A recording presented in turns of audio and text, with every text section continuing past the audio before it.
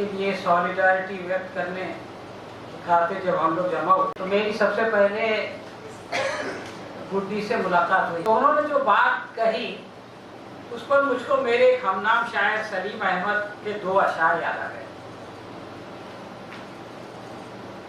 इसे सुनाने से पहले मैं बता दूं, इसमें एक लफ्ज आएगा पुरअज़ियत यानी यातना भरा। तो सलीम अहमद कहता है कि मुझे इन आते जाते मौसमों से डर नहीं लगता,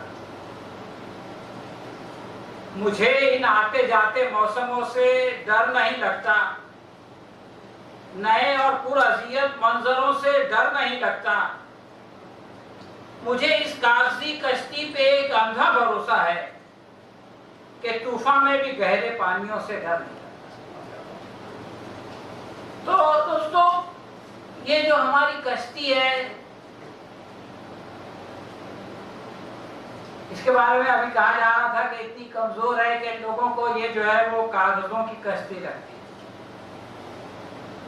ऐसा लगता है कि किसी भी वक्त डूब जाएगी। लेकिन हमको अपनी इस कश्ती पर, अपने इस संघर्ष पर, अपनी इस कश्मकश पर ऐसा यकीन है कि हमको इस गहरे पानियों से डर नहीं लगता। यानी हम जो है वो कभी भी गहरे पानियों में जाने से डरेंगे नहीं और रुकेंगे।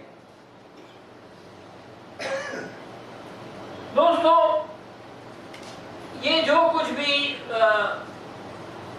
नदीम खान के साथ हुआ,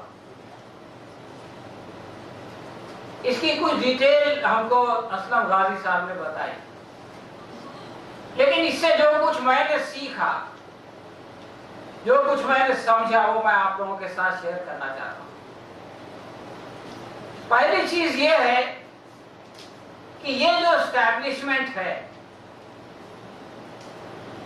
ये एस्टैब्लिशमेंट जो है वो एक बौखलाहट का शिकार है और बहुत ही आर्बिट्ररी अंदाज में काम करता है। मतलब अगर आप ये जो कुछ 29 तारीख को, 30 तारीख को, 1 तारीख को हुआ, उसको आप ठंडे दिमाग से देखें, ये सोच के नहीं देखें कि भाई हमारा नदीम खान है, इस पे जुल्म हो रहा है, ऐसा नहीं होना चाहिए, मोदी ऐसा है, अमित शाह ऐसा है, ये सबको साइड में कर दो। एकदम रैशनल, मतलब न्यूट्रल होके देखो कि ये क्या हो रहा है और ये जो लोग कर रहे हैं वो कैसे लोग हैं। तो आप इस नतीजे पे पहुंचेंगे कि ये बहुत ही बेवकूफ लोग हैं और बहुत ही डरे हुए लोग हैं। देखिए, 30 तारीख को 12:48 पे FIR दाखिल हुई, ठीक है। 29 तारीख को रात में 9 बजे पुलिस APCR की ऑफिस में पहुंच गई। ये कोई समझदार आदमी ऐसा करेगा? अरे भाई, आपको रात में 9 बजे जाना है तो दिन में 12:48 पे 29 तारीख को FIR दाखिल करो। यानी ये कि आपकी गाड़ी आगे रहती है और घोड़ा पीछे रहता है। तो अगर गाड़ी आगे और घोड़ा पीछे हो तो वो क्या करेगा? एक्सीडेंट कैसे होगा? वो गाड़ी भी टूटेगी और घोड़ा भी जख्मी होगा। अब ये तो रात को 9 बजे गए, फ्राइडे का दिन था, सोचा नदीम खान हाथ आ जाएंगे तो उनको पकड़ के डाल देंगे अंदर, सैटरडे संडे कोर्ट बंद होगा, मंडे तक पड़े रहेंगे, परेशान हो जाएंगे, कुछ नए कानून लगा देंगे। लेकिन वहां सिर्फ चौकीदार मिला, यानी 20 पुलिस वाले गए और APCR की ऑफिस में एक चौकीदार को डरा धमका के आ गए। ये इनका कारनामा है 29 तारीख का। अब रात में भी कम से कम सोचते कि यार गलती हो गई है तो सुबह सुबह 8 बजे FIR लिख लेते। भाई, झूठ लिखना है तो उसके लिए कोई टाइम टेबल थोड़ी है। अगर आपको सच लिखना है तो आपको एविडेंस लाना पड़ता है, सबूत लाना पड़ता है। झूठ मूठ लिखना है तो जब लिखो, जो मर्जी लिखो। तो उस दिन भी ये सुबह सुबह सैटरडे को पहुंच गए 10 बजे के आसपास एपीसीआर के ऑफिस में। इनको ये नहीं मालूम कि एपीसीआर करती क्या है।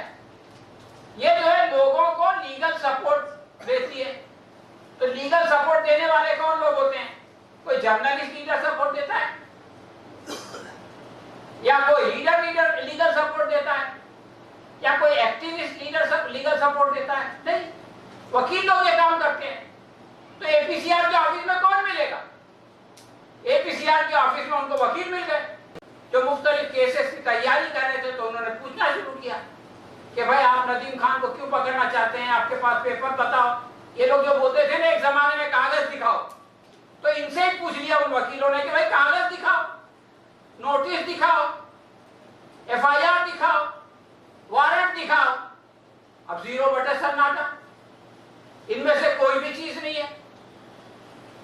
तो ये साहब ये लोग वापस आ गए, जो पुलिस वाले गए थे। देखिए डर की बात अभी हो रही थी, हमारी बहन हसीना बता रही थी।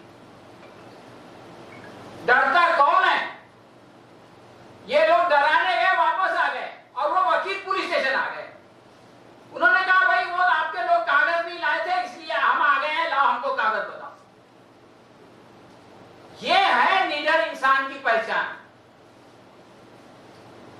ये नहीं कि ऑफिस को ताला लगा के भाग गए कि यार अब एपीसीआर के नजदीक नहीं जाना चाहिए, यहां पुलिस आती है। अब इनको ये नहीं इन्होंने सोचा कि ये जो लोग हमारे पुलिस स्टेशन में आए हैं, तो क्या इन्होंने नदीम खान को फोन करके नहीं बताया होगा कि लोग आपको ढूंढ रहे हैं? आजकल के जमाने में तो मोबाइल हर हाथ में होता है। अब नदीम खान को जो है वो सुबह सुबह पता चल गया कि पुलिस उनको ढूंढ रही है, उसके पास कोई कागज नहीं। अब आप देखिए तमाशा, 12:48 पे मैंने आपको बताया कि एफआईआर दाखिल हुई है। अब पुलिस को दिल्ली से बेंगलुरु जाना है। हम लोग जानते हैं कि फ्लाइट के 1 घंटा पहले पुलिस स्टेशन एयरपोर्ट जाना पड़ता है और शाहीन बाग से एयरपोर्ट जाने के लिए कम से कम 1 घंटा लगता है। तो 2 घंटे तो ये हो गए। 2 घंटा 50 मिनट की फ्लाइट है, अगर सही टाइम पे उड़ी तो, जो आमतौर से नहीं उड़ती। 3 घंटा वो पकड़ लो। अब नदीम खान का घर कोई एयरपोर्ट के ऊपर तो नहीं है, नदीम खान के भाई का घर, वहां से एयरपोर्ट से उसके घर जाने के लिए 1 घंटा। तो कुल मिला के 6 घंटे का टाइम है। 6 घंटा मिनिमम है आपको शाहीन बाग पुलिस स्टेशन से निकल के नदीम खान के भाई के घर जाने के लिए बेंगलुरु। अब अगर आपने 12:48 पे एफआईआर दाखिल की और फौरन निकल गए एयरपोर्ट की तरफ और रास्ते में आपने टिकट बना लिया और आपको टिकट भी मिल गई, तो भी आपको कम से कम 7 बजे वहां पहुंचना चाहिए, कम से कम 7 बजे। और आपको ये जान के ताज्जुब होगा कि शाम को 5 बजे पुलिस स्टेशन उसके घर पे पुलिस पहुंच चुकी। इसका मतलब क्या है? वही कि गाड़ी आगे और घोड़ा पीछे। वो पुलिस वाले पूछना चाहिए उनको अपने अफसर से कि आप हमको एक आदमी को अरेस्ट करने के लिए भेज रहे हैं, कागज तो दो। हमारे ऑफिस में से एक आदमी पेमेंट कलेक्ट करने के लिए जाता है तो वो बोलता है यार इनवॉइस की कॉपी दे दो। एक प्यून ये बात पूछता है, लेकिन ये कि इनको इतनी अकल है। अब उसके घर गए, उनसे कहा कि देखिए आप जो है स्वेच्छा से हमारे साथ चलिए, बेंगलुरु से दिल्ली स्वेच्छा से आइए, हमारे पास कोई पेपर नहीं आपको दिखाने के। ऐसे पागल आपको कहां मिलेंगे दुनिया में। खैर नदीम खान ने कहा कि भाई देखो आप कागज वागज दिखा, इसके बगैर तो मैं आऊंगा।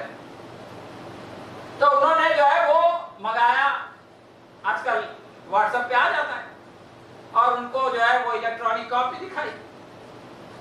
अब नदीम खान तो पढ़ा लिखा आदमी है, पहले जमाने में सिर्फ एक्टिविस्ट होता था, आजकल आधा वकील भी हो गया है। जैसे नीम हकीम खतरा जहान होता है, वैसे ही नीम वकील जो है वो भी कानून के लिए खतरा ही होता है। तो उसने वो कलम पढ़ा जो लगाई गई थी, तो उसमें से किसी में भी जो है वो 3 साल से ज्यादा की सजा नहीं है। अरे कम से कम ऐसी कलम लगा देते कि जिसमें 7 साल से ज्यादा की सजा होती, तो 3 साल की सजा से है नहीं, तो इस लिए अरेस्ट जरूरी नहीं है। तो उसने कहा भाई देखो, इसके लिए तो आपको जो है वो 35(3) के तहत जो है वो नोटिस देना चाहिए, वो आपने दिया नहीं, और इसके बावजूद आपको अरेस्ट करने की जरूरत नहीं, क्योंकि सजा तो 7 साल से ज्यादा है नहीं। अब ये लोग रात को एक आदमी को उसके भाई के घर 9:45 बजे तक परेशान करते हैं और फिर परेशान होके वापस आ गए, लेकिन नदीम खान इनके साथ नहीं आया।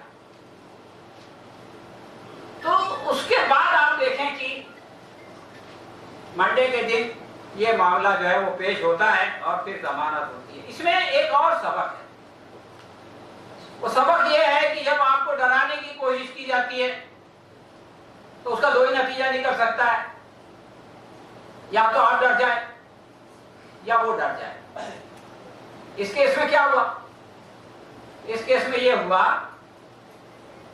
कि जो डराने वाले थे वो डर गए और जिसको डराया जा रहा था, जिसको डराने की कोशिश की जा रही थी, वो नहीं डरा। लेकिन ये जो आसानी से जमानत मिली, उसकी एक और वजह है दोस्तों। उसकी वजह यह है कि अगर हम में से किसी को डराया जाए तो पहली बात तो आपको कायदे कानून का थोड़ा बहुत मालूमात होना चाहिए, खुद को नहीं मालूम है तो किसे पूछेगा। दूसरी बात यह है कि उन सारे लोगों को जिन पर के अभी तक मुसीबत नहीं आई है, मुसीबत के आने का इंतजार नहीं करना चाहिए, बल्कि जो मुसीबत में गिरफ्तार है उसके साथ खड़े हो जाना चाहिए। वो मुसीबत में गिरफ्तार शख्स जो है वो नदीम खान भी हो सकता है, उमर खालिद भी हो सकता है, संजीव भट्ट भी हो सकता है, भीमा कोरेगांव में गिरफ्तार होने वाले बेशुमार लोग हो सकते हैं जो हमारे अपनी सियासत, फादर स्टेन्स भी हो सकते हैं कि जिनकी मृत्यु जेल में हो गई और जिसका इल्जाम जो है वो पुलिस को। तो ये मामला सिर्फ हिंदू मुसलमान का